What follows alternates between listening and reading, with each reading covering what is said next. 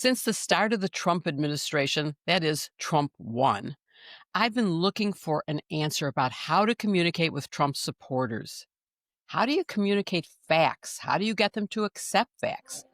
Victor Shi and I used to host a podcast called iGen Politics, and we had on a lot of columnists and great thinkers asking for their thoughts. The best one I thought came from Nick Kristof, who said, try to get to one thing that you can agree on. You look at that and you try to find that one thing. And if you can agree on one, that maybe you can build on that. And I try that. It doesn't always work. And so I wanted to pursue more. And today, my friend Susan Berger has discovered someone who might be able to help us because she's actually a political psychiatrist. I didn't even know there was such a thing, but there is. So, Susan, tell me how you found this wonderful person and tell us who she is. Yeah. So, I was very interested in it after the election. Things were so polarized, and a lot of people were commenting that they were losing friends or family members, or having lots of arguments, and just not being able to deal with the difference in opinion. And then the night after the election, a very close friend of mine said to me that I was a poor loser, which really kind of threw me for a loop. And I went looking in my reporter's mode. I went looking for answers. And voila, I found Karin. And I thought, I didn't know, as Jill said, I didn't know there was such a thing as a political psychiatrist. So, as way of introduction, let me just say that Karin, and Karin, correct me if I'm not right about any of this. She studied political psychology as a National Science Foundation graduate fellow at the University of Michigan, trained in psychiatry as a resident at UC San Francisco. And since the 2016 election, she's focused on how to communicate in the political realm, teaching activists how to depolarize conflicts and share their message in a way that can be heard by others. Also, and maybe you can talk about this a little bit, Karin, you had a very, what I would say, clever website on the New York Times called How to Talk to Your Crazy Uncle. And I think it was very well received, right? And people used it. It was pretty popular. Yeah. Yeah. Yeah. Did your business increase a lot right after 2016? Because I've heard from a lot of therapists that suddenly people were coming in with depression because of what had happened, and also because they were losing friends because they couldn't talk about facts. It's not opinions that differ, it's the facts that differ. Was that your experience? Well, so you need to understand that at the time in 2016, I wasn't actually doing clinical work anymore. And so I was kind of in this liminal space where I was also in shock about the 2016 election and trying to figure out what was happening along with everybody else. And so I was really in the middle of that mix, and a lot of my work grew out of my desire to try to make sense of what was happening in the country. And I even, that piece in the New York Times in some ways grew out of my own experience, which is that at the time I lived in Berkeley. Right. So there weren't any people I could talk to who disagreed with me. Everybody was on the same page. But I realized there were people on Facebook I could talk to, including family members, if I really wanted to understand why somebody would vote for Donald Trump. And so that's what I did. I reached out to my angry uncle, somebody who, listened to Rush Limbaugh, watched Fox News, who was really living in kind of a parallel universe from mine. And we started talking. And I'll tell you, in the beginning, it was incredibly difficult. I am no better naturally at this than anybody else. In fact, I might argue, as someone who was a high school debater, that I started out especially bad at it. Um, but I learned very quickly that I couldn't bring those skills into the conversation. If I wanted that conversation to go somewhere, I really needed to listen. And by the time, we had spent a few months conversing, I started to realize, this is actually working. Like, it's Well, not just what that were the we're specific things you were doing that were right, working? That's the right. important thing that I want It our is. listeners. Remember, this is a show that's called Just the Facts. And the real problem here is that you're right. We live in alternate universes where Mhm. what I know to be the truth, what I know to be fact, and I delve into underlying documents. I don't just take someone else's opinion. I look for the evidence. And Right. when I am talking to someone who's a MAGA believer, um, I'll give you a specific example. I have a Mhm. very, very, very long time friend, more than 50 years. And we had stopped talking politics because it was too Mm. difficult. And finally, at one point, we began, and I said, "You don't really believe the election was stolen, do you?" And she said, "I absolutely do." And I said, "Well, I don't get to talk to people who feel that way, just like you said you couldn't find people in Berkeley to talk to. And I would really appreciate it if you could share with me how you came to that conclusion. What are the facts you're relying on?" And she said, "Well, it's obvious. The Democrats had machines that were flipping votes. They had suitcases of ballots that they were stuffing." And I said, "Wait a minute. You do know that that was brought before many courts and it was thrown out every time because there's no evidence of that. You do know that people have had to pay, that a station had to pay millions and millions of dollars because that's false." And she said, "Well, I don't believe any of that." And so then where are you? She does not believe what is clear, provable evidence that any jury in the country would accept. And so how do you carry on the conversation from that point?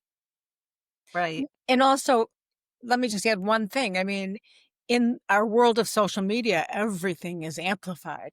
And the Mhm. lies are just a lie that's told here and there. It Right. goes viral. And so how do you deal with that? Because we're not dealing with neutral ground here. We're dealing with Right. like one side that believes stuff that's just it's like even today in today's current with the shutdown, Mm. and they keep saying that the healthcare is going to be that illegal immigrants are going to get free healthcare, and it's been debunked so much. And everybody at the top, all the Republicans, the president, they're all, the Speaker of the House, they're all repeating it over and over again. So how do you combat that? Right. So the first thing and the hardest thing to accept is that facts are the very last thing you talk about. Mm. Most people think if you don't agree on the facts, you can't have a conversation. And the reality is the exact opposite. You need to talk about everything else before you get to the facts, What because if is you everything don't, else? What? we'll get there. Okay. But if you don't have somebody's trust, they aren't going to listen to you when you start presenting facts. And the key thing to understand is that when we present facts, the reason we think they should be effective is because we think we're presenting them to an impartial judge, that we're presenting them like to someone in a courtroom, uh, a jury that has been selected for their impartiality. But when we're talking to someone in a political Mm. conversation, they already are coming in with a bias, very, very strong opinions. And human beings are conditioned and actually constructed to not be easily persuaded because it's not adaptive to change their beliefs willy-nilly. We need our beliefs to be fairly constant in order to function in the world. So that means you need a very discrete set of conditions for people to change. And the best way to think about this is um, height has a wonderful metaphor for how people think about um, moral dilemmas and about politics. And he says that the mind is really divided into two separate parts. And one is the rational part that you can think of as a rider on an elephant. And the other is an emotional part, which is like the elephant. And most of the time when we talk with people, we're trying to talk to the rider. The problem is that the rider doesn't really have control. The elephant is so big, so massive, that if the elephant, that emotional part of the brain, wants to go in one particular direction, nothing the rational mind tells it can make it change. So what that means is we need to talk to the emotional part of the brain, the elephant part of the brain, before trying to talk to the rational rider. So how do we do that? Yeah. The first thing you need to do is to make people feel safe enough to actually listen to you. Now, most of us go into a conversation on attack mode, right? We're like, no, that's wrong. That's not what the facts say. You've been listening to the wrong media. You don't, you're confused, maybe crazy. And so, I know better than you do. That immediately shuts people down. People don't want to be told what to think. People don't want to be judged. And so you need to go in a conversation first by letting people know, I am not going to think any worse of you because you see things differently. I So also don't think you're stupid. might you like talk about, so I'm talking to my friend to say, we've been really close friends. We've shared everything for 50 years. Let's just try and talk about this in a, in a way that we can like hear each other. I mean, do you say that actually? Hmm. Or Yeah. when you say to put them at ease, like talk about your grandchildren, talk about your dog, talk about the things that you have in common that's not political first? Is that? So, sometimes that can be really important. Remind both of you of all of the things that you do have in common, that you love about each other. That can really set the stage. But you have to be careful, because if you do that and then suddenly switch to politics in a way that signals, but I agree with you about this, um, it can kind of undo that. But I have So So another can you give question. us a specific Yeah. example? Because I'm yeah, honestly not understanding how I yeah, would approach friends who do watch Fox and all right, those other right, sources. for sure. So, for example, something I might say is, hey, I've noticed that you watch a lot of Fox News, and that's really different from me. I tend to watch CNN. And I think that you and I probably have some really different ideas about politics. And my guess is that sometimes in the past, when we've talked about this, you've felt really judged, or maybe you've even felt judged by other people. What I want you to know is I would love to talk about this in a way that is respectful to both of us. So I don't want to, I want to learn where you're coming from, but I don't want to tell you what to believe. Do you think we could have a conversation like that? Well, could you, for example, I mean, all the stuff with RFK Jr. and Mm-hmm. getting rid of vaccines and all that is Yeah, just so scary, and it's something so universal that most families are thinking about with their kids as measles is on the rise and everything. right. Well, might you say to your friend, I know you watch Fox News. but you got your kids vaccinated, didn't you? I mean, and Mm. aren't you happy that you did? And how would you feel about your newborn child going to kindergarten, or your young child going to kindergarten with kids who are not vaccinated? I mean, is that a way to Right. start the conversation, or is that too confrontational? It's confrontational. So one of the key things words you had in there that I find often puts people on guard is but. Right. So you started with a bridging statement, but then you kind of immediately undid it with the but. And so what I encourage people to do is more of a yes and.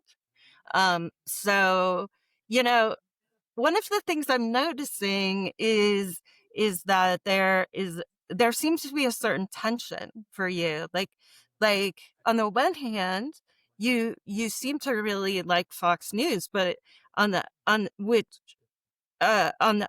other hand, you're also doing some things that aren't consistent with Fox News. Like Ah, okay. you're getting your child vaccinated. So that confuses me a little bit. Can you walk me through your thinking about that? Interesting. It's a better way to do it so that they're more inclined to actually give their answer than to feel threatened, right? One of the Right. things It's you all said is that it's not, and this goes back to your debate and why it didn't, your experience doesn't really help, is that this is not about winning the argument. Because if that's your goal, is to just like, I'm right and you're wrong, that doesn't work. Um, but I'm still not sure how you get to either. I mean, opinions, of course, everyone's entitled to their own opinion, but they're not entitled to their own facts. So I'm still Mhm. obsessed with how how can you get someone to admit that maybe when Donald Trump says Portland is a war zone, um, Chicago is dangerous and we have to send in the troops, um, that I'm here in Chicago. I have a dear friend in Portland and I'm following it very closely. And I know those are just not, it's not true. Mhm. How do you deal with that? I know there were no suitcases. I know machines didn't flip votes, that Dominion collected a lot of money and Smartmatic collected a lot of money because Fox lied and they had to pay for that. And they knew they were lying. So how do you deal with those realities? Yeah. So once you get to a place where you've really earned the other person's trust, and that involves not just making them feel safe, but also getting to a place where you really understand where they're coming from, and Hmm. you've proven that. Um, then you move on to a more collaborative um, phase where facts can become relevant and important in the conversation. So the simplest way to share facts is actually through personal stories. And personal stories are powerful because they can't really be questioned. If I tell you something about what happened to me or what happened to a good friend of mine, um, it they're very unlikely to say, "Oh, you're lying and making this up." So that has a lot of credibility attached to it. But let's say I want to present a fact that is specific to something like voting machines. How might I do that? So one way to do it would be if they were to say to me, "Well, the evidence shows that these voting machines were rigged." Rather than saying no, what I could say is, "Huh, you know, that isn't consistent with what I've heard. But you know what? I'm willing to look into this with you and see what Mhm. we can find out. So, are you okay with me doing a little Ooh, research I like and that. checking into it and seeing what I can find?" You can even go a step further and say, what kind of sources would you trust on this? Like, Interesting. if it was like testimony in court or like you can go a little bit of a ways, but the research on this is actually really good, that this is one of the most Wow. to effective ways to get people to listen to facts. If they feel like it's a collaborative endeavor rather than you telling them something, Yeah. they're much more likely to hear it. Also, if you just hand them something without asking, oh, read this article. This is going to show you what the reality is. They Ah. won't read it. They don't care. They don't trust you. It's a burden on them. But if you ask, it changes the whole dynamic. That is such great advice. That is I great advice. love that approach. I think that actually could work. And then you get them to try to find facts, and you can find facts, and then you can discuss it in a nice, civil, collaborative way. So, so good. Right. It's, and as Susan said, though, we're in a very different environment. I mean, I of course saw what happened in Watergate. I lived it. I experienced it. But that was a time when there were three networks, they all had the same facts. And they might have different policy implications on different channels, but they didn't debate facts. And now we have so many alternative sources, social media and Right. cable news, and everything's getting amplified, and everyone is living in a silo. So it makes it harder. And the other thing that's happening, I think, that I want to ask about is people are not just in silos, but people are now tuning out. Um, Right. Even my most activist friends are getting overwhelmed by the constant deluge of attempts to take down our democracy, is how I would Right. phrase it. Not if I was talking to a MAGA person, but um, they are tuning out. And you're a psychiatrist. What would you tell those people about how they can stay involved enough to be active, to take the actions they need to take, and yet keep sane, be able to sleep at night? I'm having nightmares, and I don't know how to overcome it. I use some meditation devices. Calm is Mhm. a thing that I use, but it doesn't work all that well. So, what's your advice on staying involved and knowledgeable, but not depressed?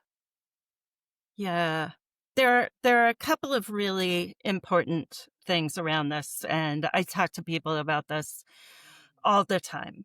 One is you need to create a sustainable environment and a Hmm. sustaining environment.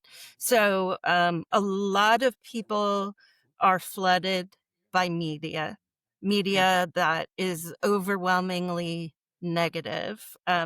I advise people to restrict their media to only what they absolutely need in order to be an effective activist.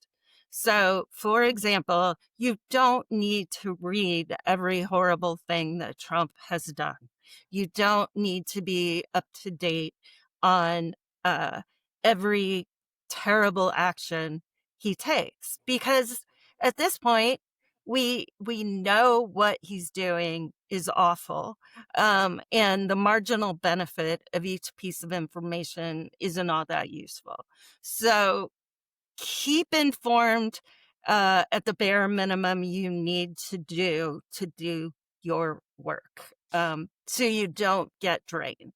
Karen, I'm wondering too, like, how, at what point do you give up with a friend? I mean, at what point do you say, okay, we just cannot talk politics anymore?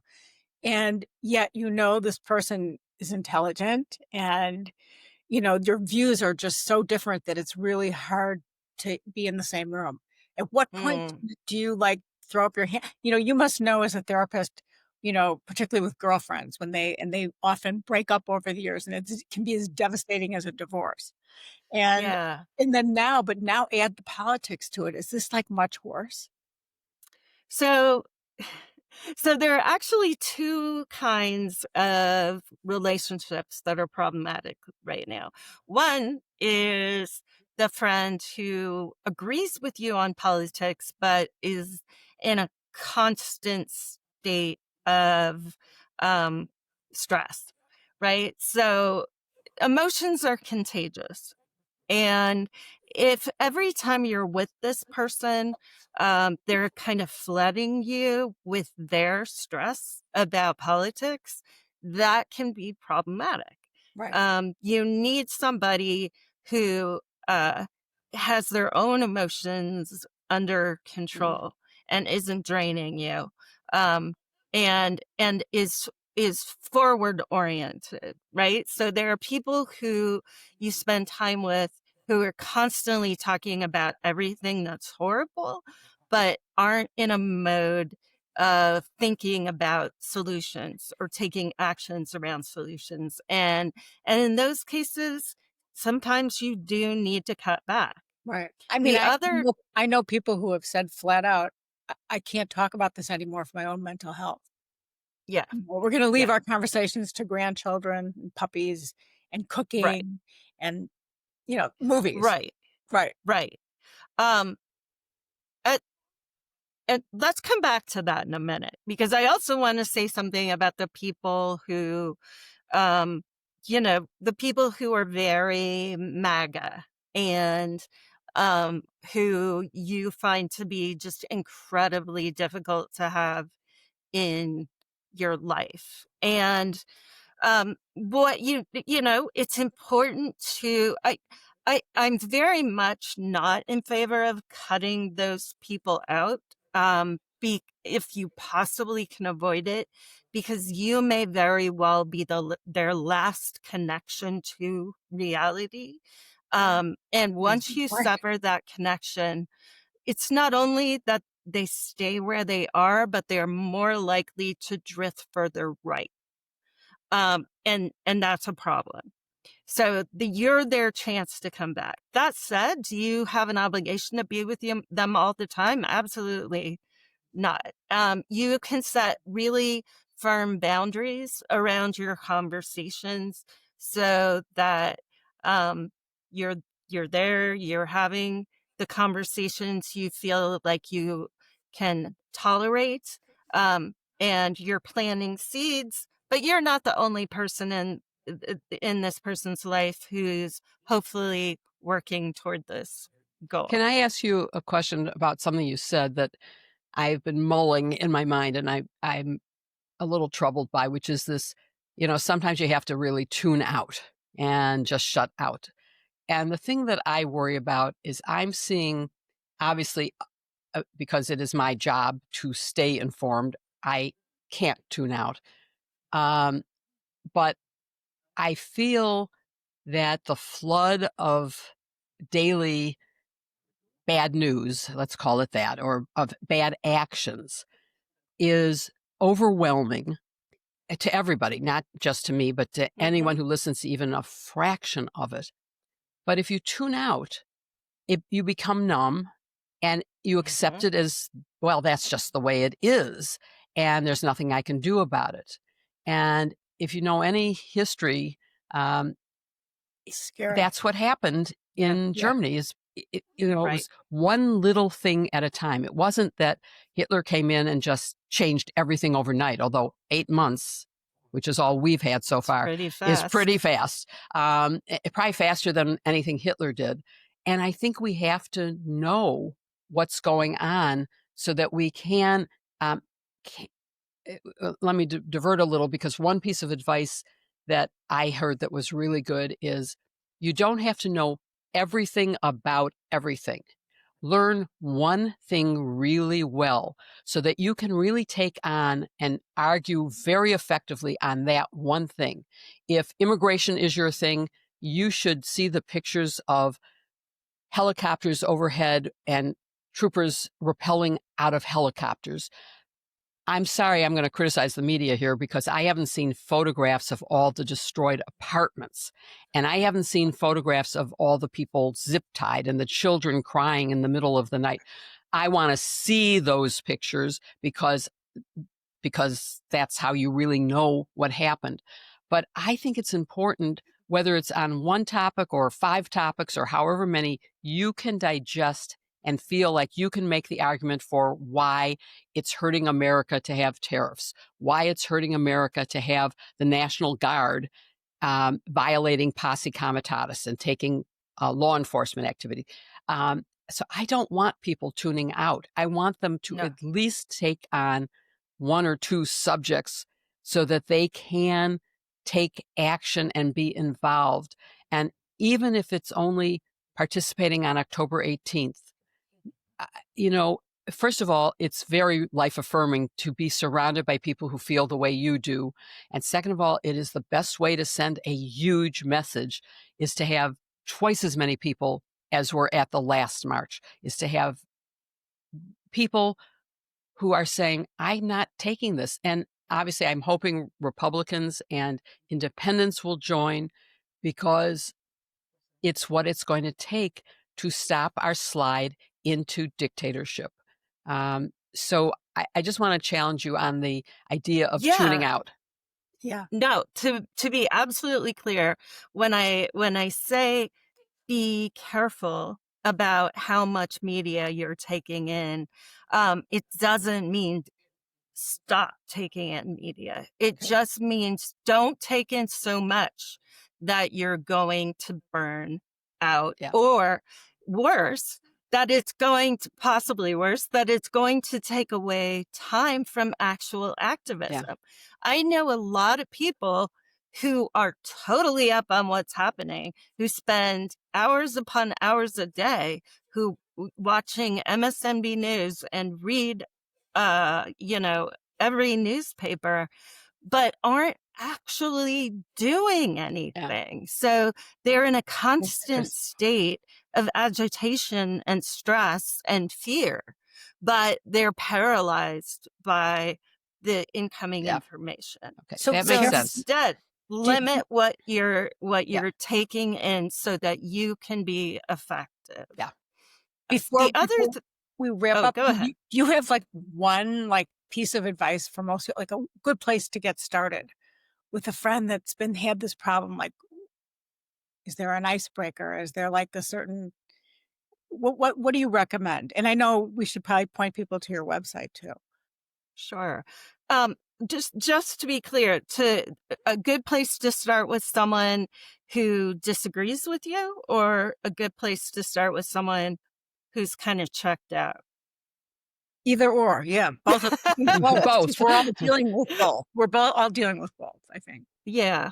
So for the person who disagrees with you, a lot of times where you need to start is with mending the relationship, right? So a lot of times the past damage has been done, particularly in families and friendships. So just apologizing and saying, hey, I know I haven't handled these conversations necessarily as well as I could have in the past. Yeah. And I'm sorry for that. I'm really working on it. And I want you to know that even though you and I totally disagree on this, my feelings about you are never going to change. You're still my mom. You're still my brother. I love you.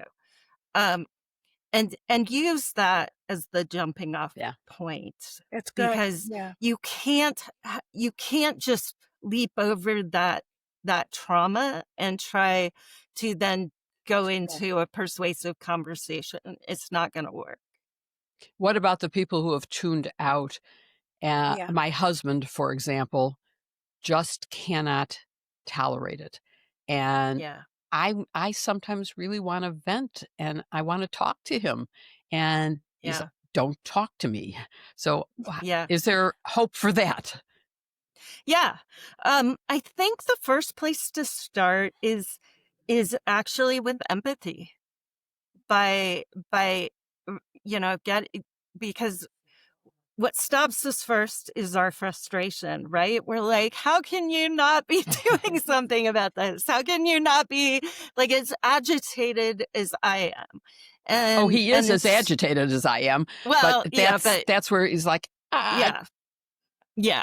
So start from a place of empathy and, offer maybe I know you and I feel the same way about this, but where our responses are different. We cope with our anxiety around this in different ways.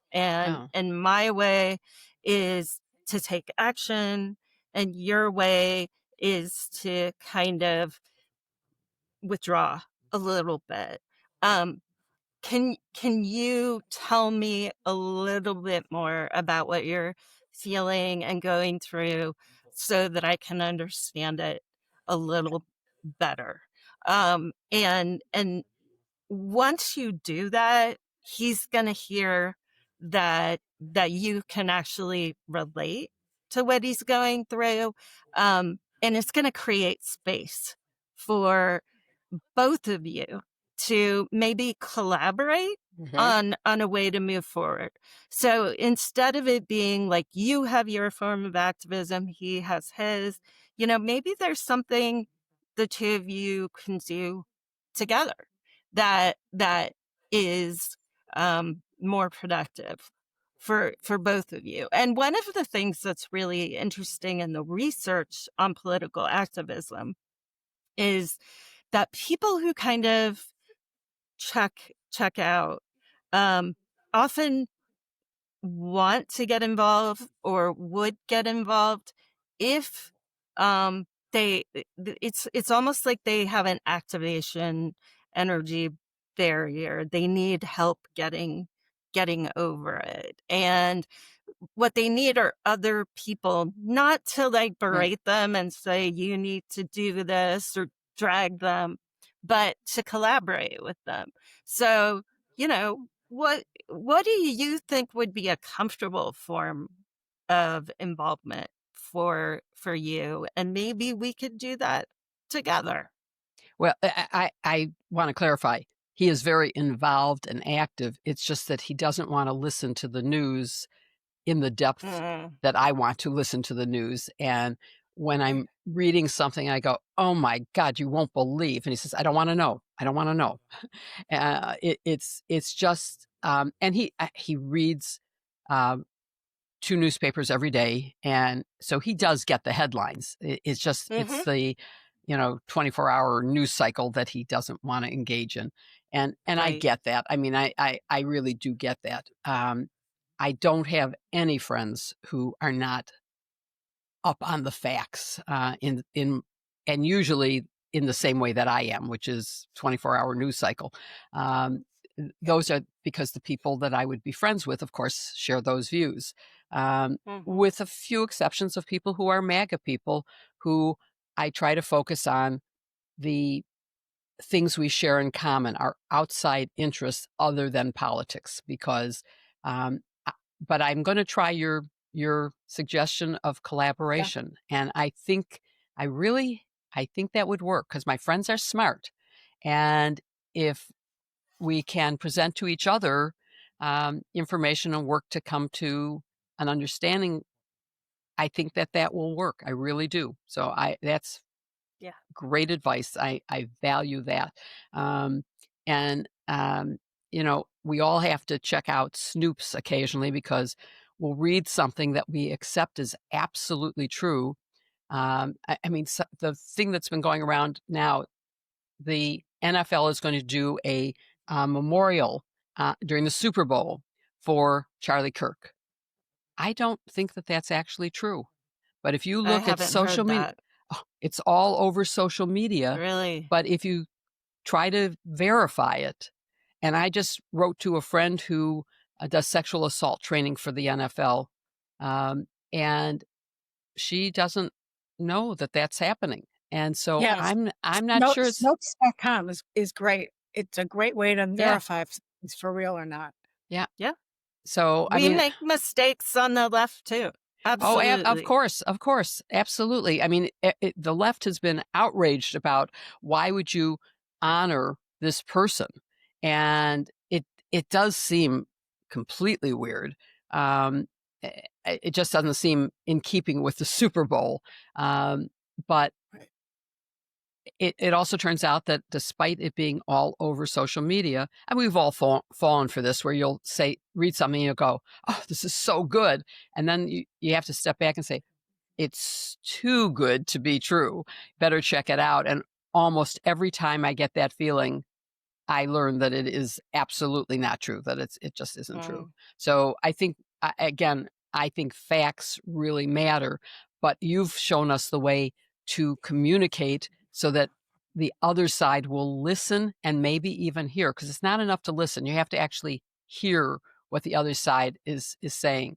And I think you've given us some very good advice today, for which I am very grateful. Thank you very Yeah, much. thank you. Thank you. Thank you very much for having me. Our pleasure, everybody. We want you to look at her website and to stay tuned to communicating facts so that you can make a difference and have the courage to stay involved, because we all need. My hashtag sister-in-law, Joyce Vance's book, is You Can Never Give Up, is coming out October 21st, right after No King's Day. And it makes the point about why we have to continue this fight. It is the only way we will stop the slide into dictatorship, authoritarianism, despotism, whatever word makes you feel the fear is the word I want you to focus on. And thank you for listening to Just the Facts.